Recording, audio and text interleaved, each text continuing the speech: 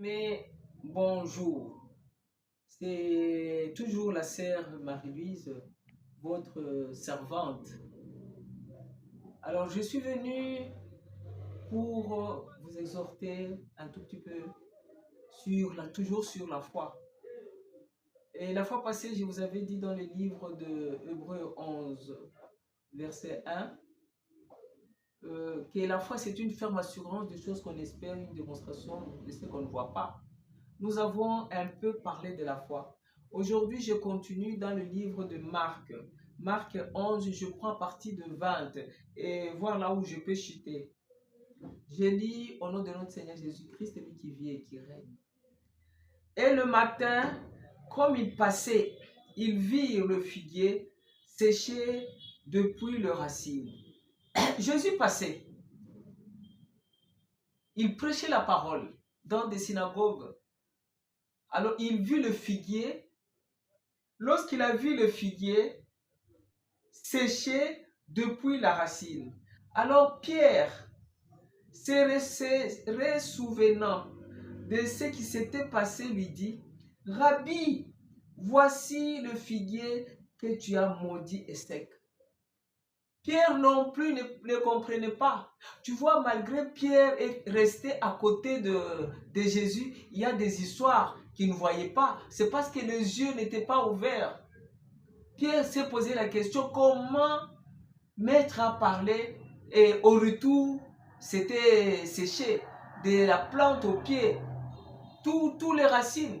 À partir de quoi? À partir de la parole. C'est pourquoi Pierre, lorsqu'il s'est étonné, il rentre pour dire, il dit, Rabbi, voici le figuier que tu as maudit est sec. Et Jésus répondit en lui, dit, ayez foi en Dieu. Et Jésus a pris la parole pour dire à Pierre, il faut avoir la foi. Tu es ici avec moi. Tu ne crois pas à ce que je fais. Il faut avoir la foi. C'est là où j'ai dit, nous qui allions à l'église dans des assemblées de Dieu, le pasteur prêche la parole.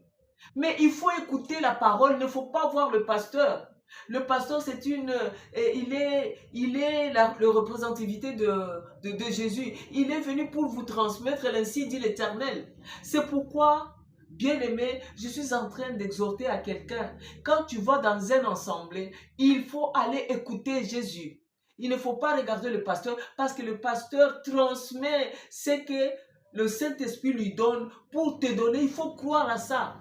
Pierre était avec Jésus. Pierre, il a vu Jésus parler. Pierre, on l'a envoyé pour regarder, pour prendre le fruit au fruit, parce que Jésus-Christ avait faim. Mais Pierre ne comprenait pas. C'est au retour qu'il est venu demander, qu'est-ce qui se passe, Rabbi? Alors, Rabbi il a dit à Pierre, oh Jésus, Rabbi a dit à Pierre, il dit, Jésus répondit, leur dit, ayez foi en Dieu. Nous devons toujours avoir la foi. La Bible dit dans le livre de Romains, mais sans la foi, vous ne pouvez pas pleurer à Dieu. Nous devons avoir la foi, nous devons croire à la véracité de la parole de Dieu. Nous devons croire qu'il existe, il est le rémunérateur, il est l'omniscient, l'omniprésent et l'omnipotent. Nous devons croire que lui, il est le Dieu de temps, de circonstances, de l'espace. Nous devons croire c'est un créateur. Nous devons croire qu'il nous a façonné à son image. Nous devons croire que le Saint-Esprit est scellé à nous. C'est Dieu lui-même à nous. Alors Jésus répondit, leur dit, ayez foi en Dieu. En vérité, Jésus prend la parole.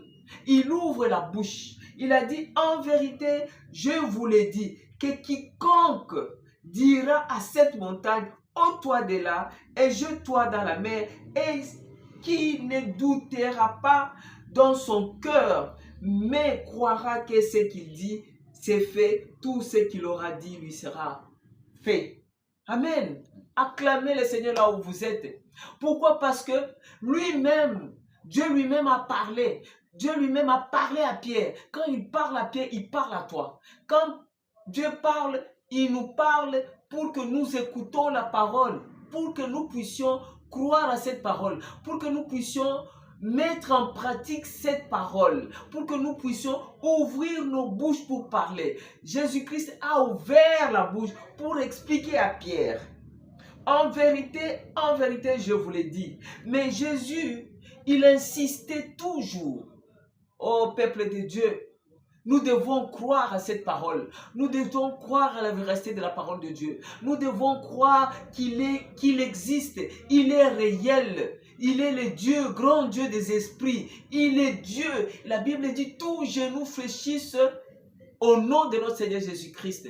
Tu vois, il est le Dieu de tous les esprits. C'est quel esprit qui peut résister? Mais tu dois avoir la foi. C'est pourquoi Dieu a mis Abraham l'épreuve de la foi avec Isaac.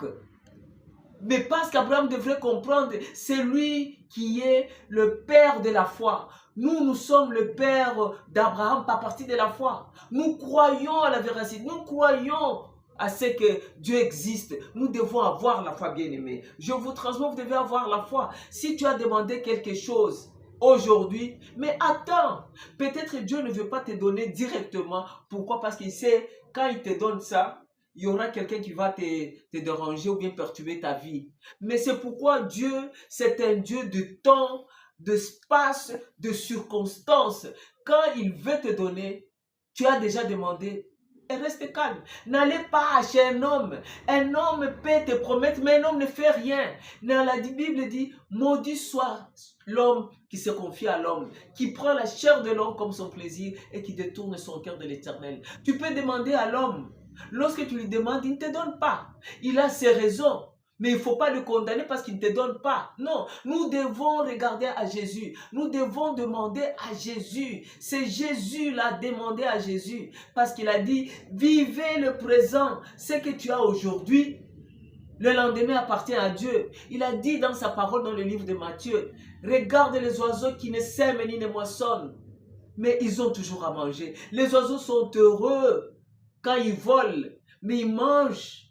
Mais toi, mais Dieu s'occupe de toi. Dieu a fait de toi un Dieu. Il appelle à l'existence ce qui n'existe pas. Toi aussi, tu dois appeler à l'existence ce qui n'existe pas. Il a dit, en vérité, je vous dis, que quiconque dira à cette montagne, c'est quelle montagne que tu as, c'est quelle maladie que tu as, c'est quel manquement que tu as, demande à Dieu, il va te donner. Parce que c'est sa parole. Il a dit, il n'est pas un homme pour mentir, ni le fils de l'homme pour se repentir. Il est Dieu, il est le oui et amen. Ah, j'ai la joie quand je parle de Dieu. Je sens la chair de poule, je sens l'onction de Dieu. Pourquoi? Parce que ce qu'il dit, il accomplit toujours. Alléluia. Il a dit, en vérité, je vous dis, que quiconque dira à cette montagne, ôte-toi de là et jette-toi dans la mer, et qui ne doutera pas dans son cœur. Ne doute pas, bien-aimé. Je sais. Au moment où il y a la bénédiction, au moment où le diable est toujours là, là où il y a la tempête, là où il y a le bonheur, il y a toujours la tempête, il y a toujours des problèmes. Regarde Bartimée qui était aveugle, mais il est resté longtemps sur la route en train d'attendre qui va m'ouvrir les yeux. Mais le jour où il a écouté Jésus, aujourd'hui toi tu as écouté, sois comme Bartimée. Bartimée a crié, oh, malgré on l'empêchait d'atteindre Jésus par les gens qui étaient. Mais on l'empêchait d'y aller, ne fais pas du bruit ici. Mais Jésus, l'omniscient, l'omnipotent et l'omniprésent, écoute toujours. Il écoute. À tout moment, Dieu est présent. Il a dit, là où il y a 2 ou 3 à mon nom, je suis là. Maintenant, là, il est là. Il est là. Ouvre la bouche, parle, demande, il va te donner. Il a dit, en vérité, je vous le dis, que quiconque dira à cette montagne, ôte-toi de là et jette-toi dans la mer, et qui ne doutera pas dans son cœur, mais, il insiste, mais, croira que ce qu'il dit, c'est fait. Tout ce qu'il aura dit lui sera fait. Amen. Parce que tout ce que tu as dit, quand tu demandes Dieu, regarde la croix. Quand tu demandes Dieu, parle avec Dieu, communique avec Dieu dans la foi et dans l'amour. Et tu vois Dieu bien-aimé. En tout cas, si tu es malade, tu touches là où tu es. Si tu crois, tu es guéri. Ça, c'est Dieu. Le Dieu de surprise. Il faut parler, il faut dire que moi, Marie-Louise Kyungungoyi, je suis la justice de Dieu. Je suis le co-héritier du royaume. Je suis le fils de Dieu. Je suis Dieu. Il nous a dit ça. Nous devons répéter, nous devons parler et nous devons croire. Je vais chuter. C'est pourquoi je vous dis, tout ce que vous demanderez en priant, croyez que vous l'avez, vous le recevez et qu'il vous sera fait. C'est pourquoi je vous dis, tout ce que vous demanderez en priant, croyez que vous le recevez et il vous sera fait. Ah, j'acclame la parole de Dieu. J'acclame, il est réel, il est vrai. Mais quand tu crois, c'est comme, merci Saint-Esprit, il est en train de me montrer un enfant. Je suis en train de voir un enfant de 6 ans devant moi. Lorsque je vois un enfant de 6 ans, je suis en train de voir aussi le parent. Lorsque je vois le parent, le Saint-Esprit est en train de me montrer. L'enfant va devant les parents. Il demande, papa, maman, est-ce que tu vas me donner des biscuits?